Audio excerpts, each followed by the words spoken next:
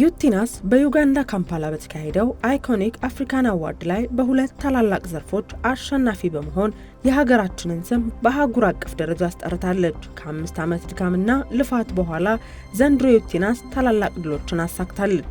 የኔ ጸሎት ዩኒቨርሲቲ ያለው የተቀረስኩት የራቁት ቪዲዮ እንዳይለቀቅብኝ ነው ስትል የተናገረችው የቲክቶክ ንግስት ዩቲናስ ገና ከጅማሮ ድሮ ሁሉም ሰው ባላሰበውና ባልጠበቀው መንገድ አንድ ኮቪድ የተባለ ዱብዳ ወርዶበት ተማሪው ትምህርቱን ትቶ ሰራተኛው ደግሞ ስራውን ትቶ ጤናውን ለመጠበቅ ሲባል ቤት እንዲቀመጥ ተገደደ። ያን ጊዜ የተለያዩ ሰዎች ቲክቶክ በሚል ማህበራዊ ሚዲያ መስኮት ብቅ ነበር ያሉት። ያን ጊዜ ነው የተለያዩ ሰዎች ቲክቶክ በሚል ማህበራዊ ሚዲያ መስኮት ብቅ ያሉት። ሀያት ናስር ወይንም በቲክታክ ስሟ ዩቲናስ ቲክታክ ከጀመረ ጀምሮ አንዳንዴም አጫጭር ድራማዎችን አንዳንዴም ሊፕሲንኮችን በመስራት ሲያሻት አፍቃሪ ሲያሻት ደግሞ ቃሚ አሊያም ደግሞ ያለ ጾታዋ ወንድ በመምሰል ስትተውን ትታያለች። ሙሉና ሙሌ ከተባለ ካዛንጂስ ሆኖ የማይጠቁም ሰው የለም። እነዛው ቃበዶች ይሏችኋል። ግማሹ እያስመሰሉ ነው። ኑሮ ከብዷቸው እንጂ አላበዱም። የእነሱን የቅርብ ዘመድ አውቃለሁ ይላል። መጀመሪያ በቲክታክ ብሎም በሁሉም ሰው በሚባል ደረጃ ውስጣቸው በመግባት እውቅናን ገንብታለች። ዩቲ ከዚህ ቀደም 3 ጊዜ በተዘጋጀው ቲክታክ ክሬቲቭ አዋርዶች ላይ ያለፉትን 2 ዓመታት ምንም አይነት ሽልማት ሳታገኝ ነበር ያጠናቀቀችው። የዘንድሮውን ትንሽ ግር በሚል መልኩና ትልቅ ፉክክር ውስጥን በመግባት 3 የተለያዩ ዋንጫዎችን አሳክታለች። የዘንድሮውን የቲክታክ ክሬቲቭ አዋርድ ከአዶናይ ጋር በገቡበት ፉክክር ዩቲ አዶናይን የሚደግፍን ሰው በሙሉ ብሎክ ስታደርግና ስትሳደብ የቆየች ቢሆንም በመጨረሻም አሸናፊው አዶናይ ሆኖ ጨርሶታል።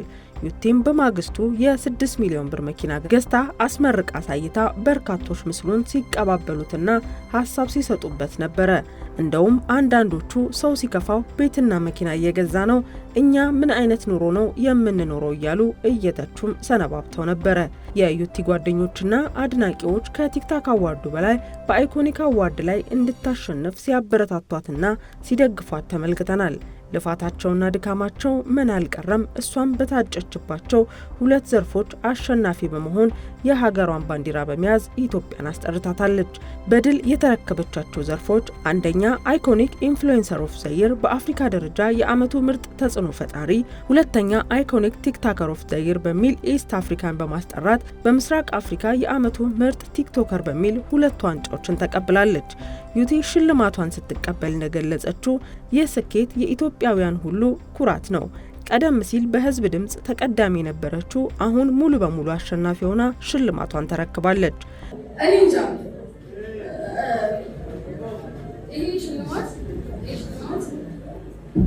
ሽልማት ብቻ አይደለም አለ ምናልባት እኔ መካስፈልገው እኔ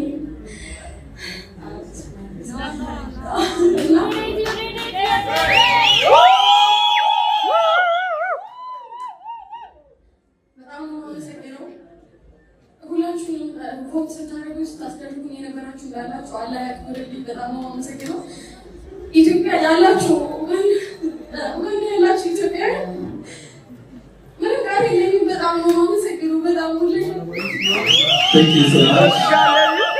Thank you. Congratulations.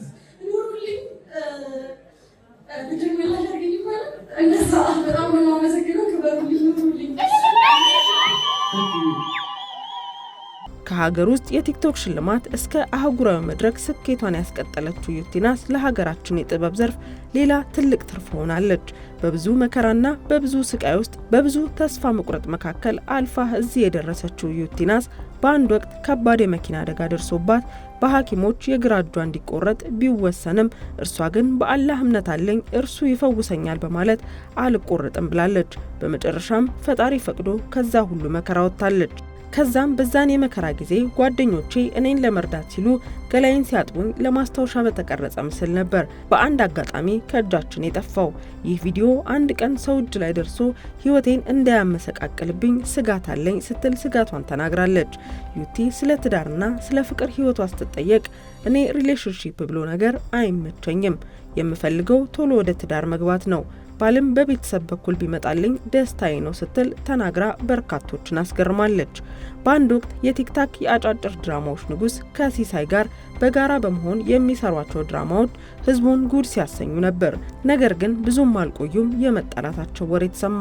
እሱም በቲክታክ አዋርድ ላይ አዶናይን ደግፎ መቆሙ በርካቶችን አስቀይሞ ሲተቸት መቆየቱ የሚዘነጋ አይደለም። በርካቶች በምትሰራቸው አጫጭር ድራማዎች ምን አለ በሲኒማ ቤት ስክሪን ብናይሽ በማለት ጥያቄ ሰጧታል።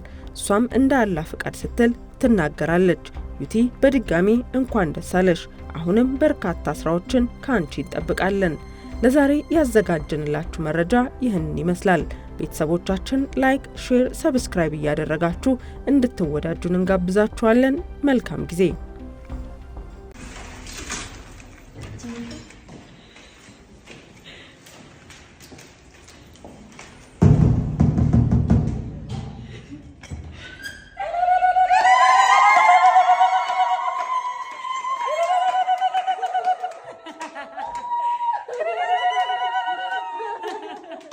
Ha ha ha.